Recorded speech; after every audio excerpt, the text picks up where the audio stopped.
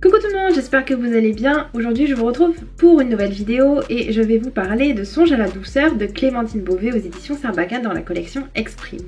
C'est un livre que je n'ai pas avec moi parce que je l'ai emprunté à la médiathèque, mais c'est un livre que je vais très certainement acheter pour garder dans ma bibliothèque parce que c'est un de mes meilleurs livres de 2020 si c'est pas le meilleur. Donc ça s'annonce très bien pour ce point lecture. Je vais vous raconter déjà de quoi parle cette histoire. On va suivre Tatiana et Eugène qui sont deux personnages qui ont 24 et 27 ans. Ils se retrouvent à Paris, totalement par hasard. Ils se retrouvent parce que lorsqu'ils étaient plus jeunes, 10 ans auparavant, ils se sont rencontrés pour la première fois alors qu'Eugène allait en province pour aller rencontrer son meilleur ami et passer les vacances d'été avec lui. Arrivé chez son copain, il s'est rendu compte qu'il y avait une jeune fille qui est Tatiana du coup, qui avait 14 ans à cette époque-là et lui 17. Ils ont commencé à blablater, à discuter, ils se voyaient très régulièrement, quotidiennement quasiment. Et ils ont commencé à discuter mais en tant que simple ami. Il y a des sentiments qui ont évolué, pas forcément comme ils l'auraient voulu. C'était un petit peu compliqué, ce qui a fait que finalement ils ont jamais eu d'histoire ensemble, ils sont jamais sortis ensemble et ils ont fait leur chemin chacun séparément. Et donc là on se retrouve 10 ans après et il y a une sorte de lien, du coup ils se reconnaissent tout de suite et les choses ont pas mal changé. Est-ce qu'ils vont réussir à surmonter les difficultés qu'ils avaient eues par le passé? Est-ce qu'ils vont réussir à vivre une jolie histoire d'amour ou pas? C'est quelque chose qu'on découvre en lisant le livre. C'est un livre du coup qui est très doux, un livre qui traite principalement du coup de cette histoire d'amour mais avec un côté très réaliste des sentiments, des émotions que les personnages peuvent ressentir. On a autant le ressenti d'Eugène que celui de Tatiana. On voit que les deux ont beaucoup mûri parce qu'on a des passages qui sont actuels et on a des chapitres qui sont consacrés à leur passé et à leur rencontre et au début de leur histoire finalement.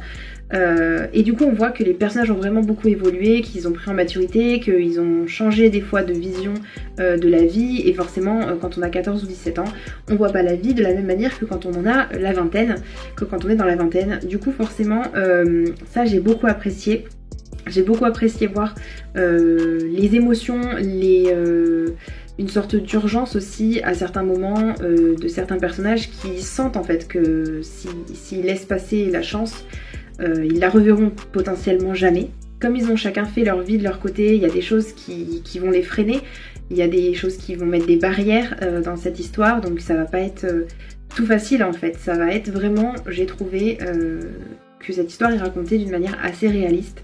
Et ça c'était le plus gros point positif. Après il y a beaucoup de points positifs, la poésie de l'auteur, des mots qu'elle emploie. J'ai pas le livre sous les yeux, enfin sous la main, du coup je peux pas vous montrer, mais il y a vraiment un effort qui est fait par rapport à la forme du livre. Ce qui fait qu'on lit d'une manière différente, on a un rythme différent.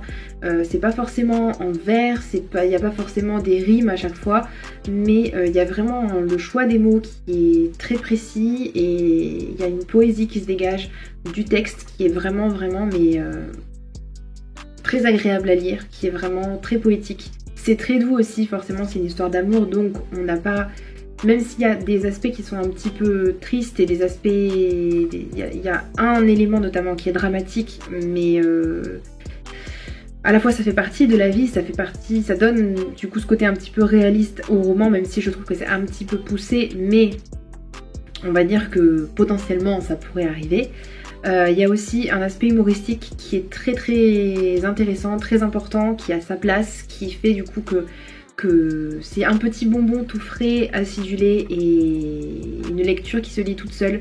C'est très court aussi et voilà, on le lit d'une traite. Moi je l'ai posé une fois mais j'aurais pu le lire d'une traite tellement il était bien. L'auteur s'intègre au récit, elle nous fait des petites allusions à certaines choses, elle nous présente les personnages comme si c'était ses amis, comme si elle faisait partie intégrante de l'histoire. À certains moments elle parle carrément aux personnages, elle essaye de leur faire dire certaines choses, leur faire dire leurs émotions et les amener à la fin de l'histoire. Des fois elle nous fait des petites apartés par rapport à leur passé ou par rapport à des choses comme si en fait on était vraiment dans la confidence et comme si on était vraiment très proche très proche d'elle. Donc ça c'était vraiment particulier, original et pour le coup j'ai vraiment aimé ça. Les personnages sont profondément attachants, très humains et je sais plus quoi dire d'autre pour vous donner envie de le lire. Je crois que j'ai fait le tour de la question. C'était tellement beau et je vous le conseille. Je peux pas vous dire autre chose que je vous le conseille.